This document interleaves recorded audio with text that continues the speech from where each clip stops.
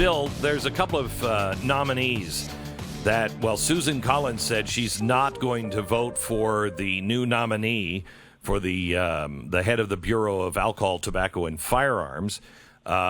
She says he's a radical that has been an outspoken critic of the firearms industry and has made statements that demean law-abiding gun owners. The people that he has nominated and is putting into these positions inside the administration, for instance, the woman that he has nominated for BLM land, she's going to oversee all of the use of the Bureau of Land Management land. And I have to tell you, she believes children are, quote, an environmental hazard. We should only have one or two do the right thing for the planet. And she also has spoken out about cows grazing on public land. If she gets her way on that, there is no cattle rancher anymore. There's no food from cows because the ranchers can't afford to not use that public land. Your thoughts on these radicals? Yeah, they're not going to get confirmed in the Senate. You know, the hearings will just blow them out of the water. But the second and most important thing is that I don't even believe Joe Biden knows who they are. He has no I agree with that. But, you know, they just put stuff in front of him, as we said in the first half hour, and he signs it. You know, we on BillO'Reilly.com, Beck, which you should be glued to, every day we lead with Biden's schedule, what he's got on his official schedule. Right. And very rarely does he have anything. So on Thursday of this week, yesterday, he goes to Raleigh, North Carolina on taxpayer expense, and he meets with people who are vaccinating other people. Why? Is this new? No. Why would he bother to go down there and meet with people who are giving out the vaccine? Why? There's never an answer. It's just ridiculous. So, you know, I think in the next 12 months, there's going to be an enormous backlash against the Biden administration. I think they're going to get their butts kicked in 2022. Well, I would hope so. But this leads me to the question, you know, we both agree that Biden is not the architect behind this and that it is the Barack Obama administration. 90%, according to Barack Obama, 90% of those in the White House were with him in the White House. But when he was in the White House, I did an awful lot of research to find out who was writing all of these policies. And it was Center for American Progress. It was the Tides Foundation that was behind a lot of this stuff. Who is behind it now? Who is writing these bills and this policy? Well, look, the pipeline is you've got Susan Rice, who is best friend to Michelle and Barack Obama. She's the top domestic advisor. Then you have the White House counsel, Ron Klain. Nobody knows anything about him. He's a shadowy kind of guy. He doesn't do the talk shows. You don't know where he is.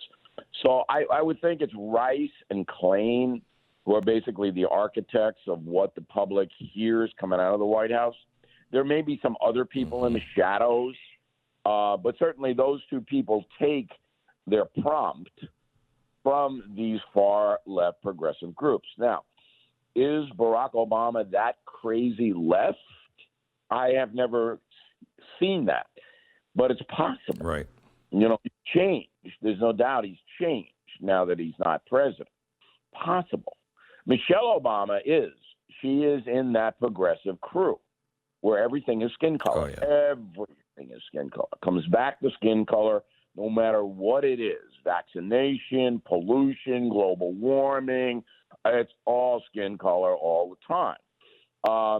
But it's very hard to speculate about the day-to-day activities because it's shrouded. You don't see, nobody sees. And believe me, the White House press corps is not going to tell you. Has there been one leak out of the Biden administration? One? How many leaks were there at Trump? 45,000? Yeah.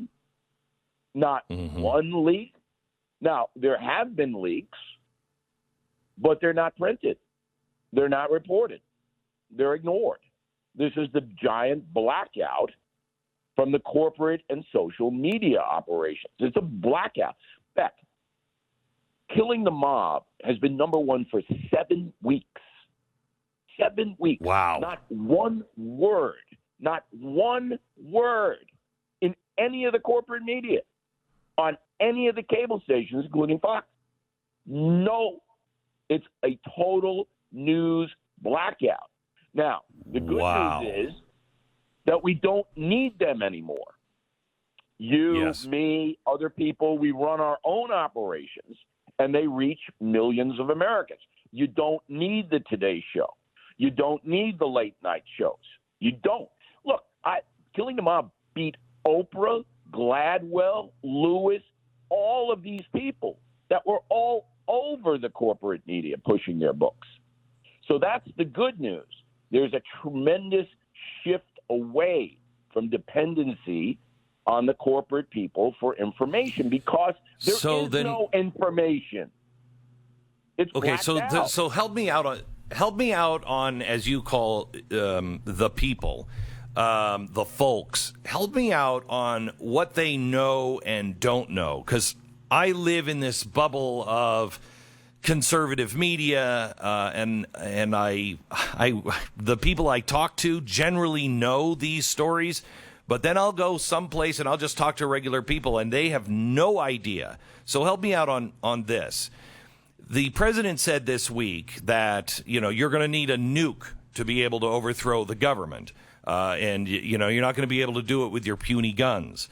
Well, he's saying this at the same time he's saying our republic was in danger of being overthrown by an insurrection.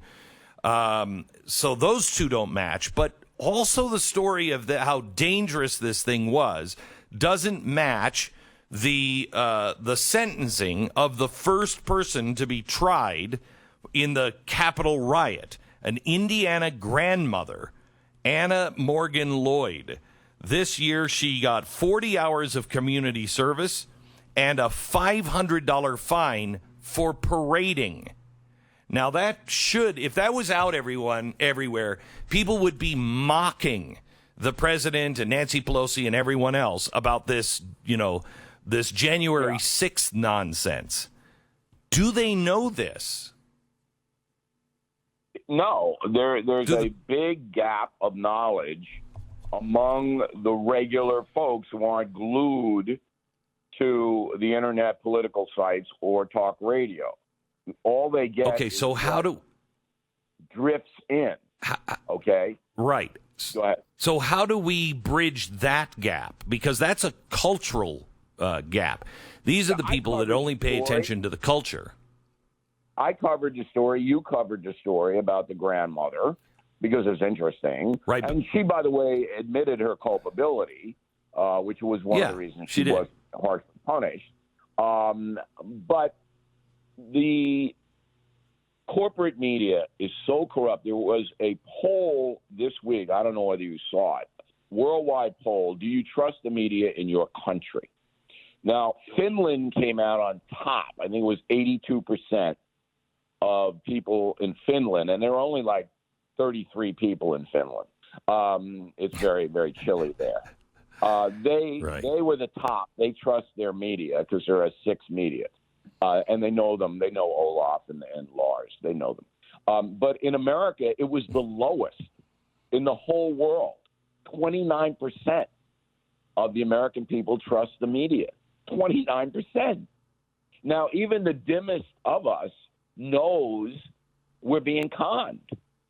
I mean, but there's nothing we can do about it because Disney and Comcast and all of these companies are so powerful that they can just continue this corruption and you just can't dent it. So how do we stop and correct things? Like right now, the White House is saying that it was the Republicans, not the Democrats, that tried to defund the police. And they can say these things because they know no one will hold them accountable. And to those people who are just drifting, they'll buy into that. Nah, I disagree. I don't think anybody believes that. I mean, other than, George Soros. Good. But the mass of people who are making a living, honest people, trying to do the best they can for their families, they're not going to buy that. But here's an interesting point. Because CNN and MSNBC and all of those corrupt agencies put that out, they continue to hemorrhage viewers. They continue to lose viewers. And the crazy left newspapers, the Chicago Tribune, did you see that story? Once the most powerful newspaper outside of New York, the Chicago Tribune, laid up 36 people, including John Cass, their main columnist. It's over. And the Chicago Sun-Times already not printing. So the folks have said, we know it's corrupt. We're not going to participate in it. I mean, CNN, they don't even do 1 million viewers for any of their shows, Beck. You should go back on CNN. You do 2 million. I know I would, even with their audience.